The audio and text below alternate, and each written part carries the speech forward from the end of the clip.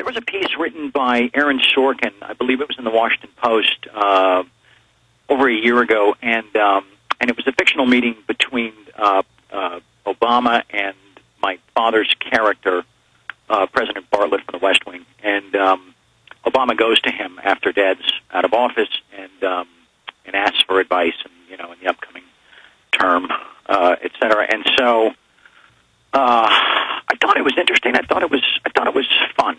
I thought it was cute and really well written. And then a few months ago, I just woke up with the title in my head, 20 Minutes with the President, and I just started thinking, what is this about? What is this? And I started formulating this image of President Obama and myself sitting down and having a discussion. And I thought, well, what's the discussion about? What am I really passionate about? And the discussion's about 9/11 and about a new investigation. And then I got into it, and I lost focus. I lost momentum. I kind of lost my passion in the piece, and I watched a documentary called Press for Truth. It was about the Jersey Girls and the Family Steering Committee, and there was a gentleman interviewed in there, Bob McElvain, and I found something so powerful about his message, so completely disarming and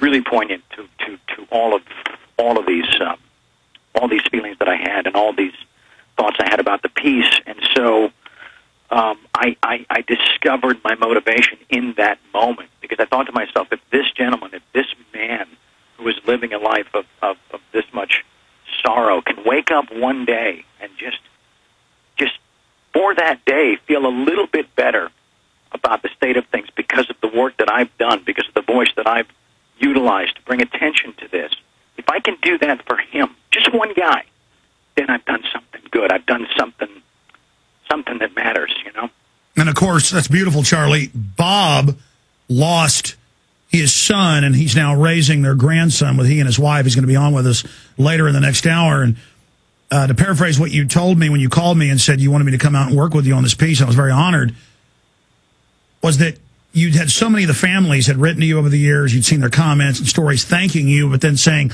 why don't others stand up with him? And some did come out in the aftermath of you 3 years ago and going public, that you are doing this for the families. I mean, you're somebody. Absolutely. Go ahead. That is my focus. That is the driving force behind why I'm doing this. Yeah, but I think, Alex, people need to know how integral you were to this process. That I called on you as my research expert, as my point man on that front to really help me make this thing bulletproof. If you look at what you brought to it and what we've done together, I think it really speaks to the fact that they can't, as I said earlier, disassemble this thing, because it's bulletproof. And it is it's rooted in fact that we have collected from all of the mainstream arms of media, and so that's what's pissing them off right now, is that we're using all the stuff that they published, and now they can't refute it. And it's ridiculous that Limbaugh, when it's all over the news in hundreds of papers, first line in the Times of London, LA Times, everywhere, that it was a mock letter of the points you'd like to bring to him, kind of a vehicle to publicly give Obama the data. And there's no doubt the White House has read it and seen it. You've talked to them. Now, moving on here, I want to later get back into the next phase with the White House, a declaration of arms in the peaceful info war to stand up for 9/11 truth and demand a new congressional, truly independent commission. But specifically talking about media. Sure. There was one particular show, The View, and you've got a challenge for somebody.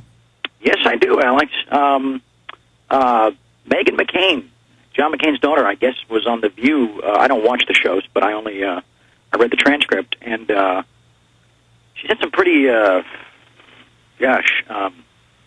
uneducated, uninformed comments about my piece, or about me personally. She wasn't even talking about the piece. I've just got to believe Alec, that if I was sitting right next to her, that her tune would have been a lot different. But if she's such an expert on me, first of all, and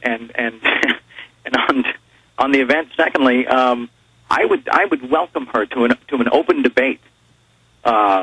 Just pick the time and the place, and I'll be there early. And she better pack a lunch because it's going to take some time.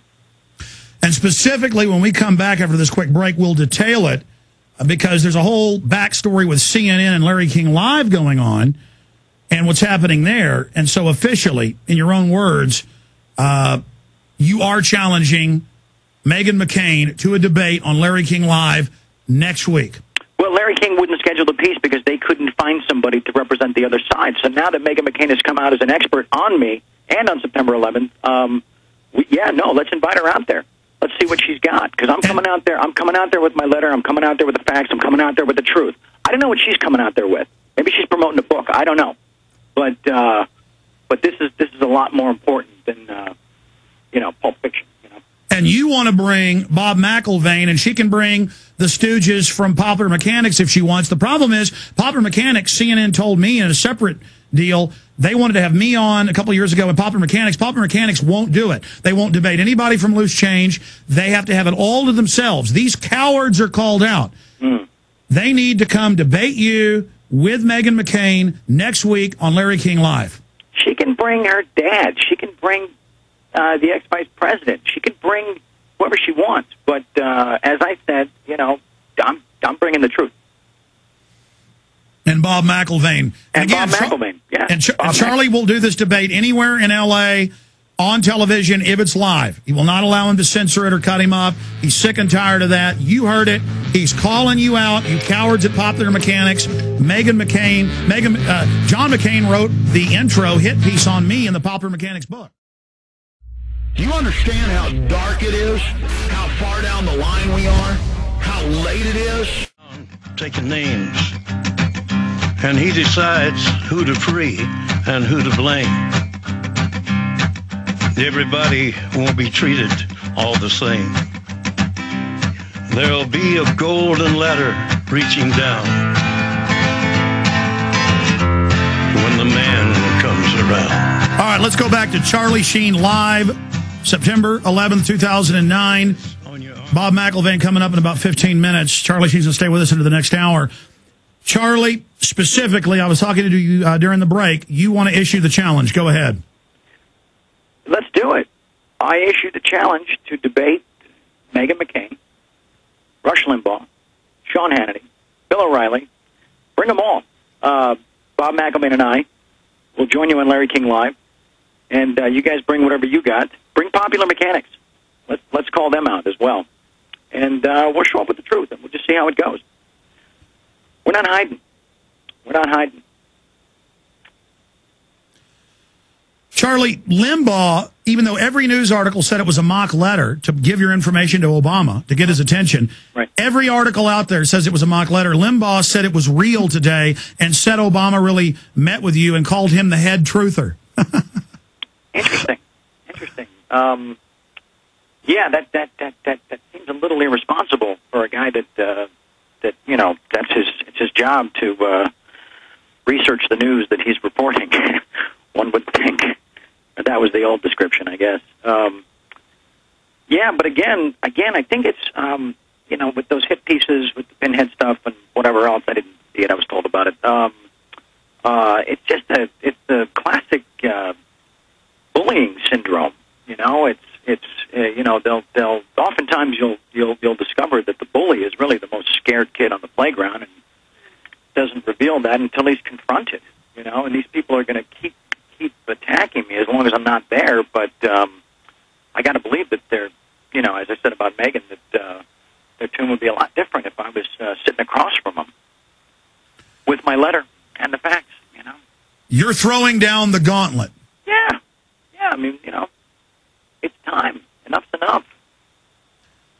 We were having a discussion at your house, and we were both on the same page. I mean, I wake up sometimes in the middle of the night just thinking, my God, if they lied about 9/11, everything else is a lie. They've been caught lying about WMDs and yellow cake and everything else. I mean, how can we just let them sweep this under the rug of history? In fact, you have a line in your letter dealing with that. Yeah, I do. They just they create the party line. They say it over and over. It's as I talk about in the piece, the media mantras, of disrespecting the memories of the victims, and it's again, like I said earlier, if it's on television, it must be true. We got to get people to smash that paradigm. We got to get them to start pulling back the curtain and start calling these people out. Start saying, no, this is not how we feel. This is not what we believe. This is not our stand. Stop misrepresenting us. Stop telling us for 8 years now what the truth is about how we feel.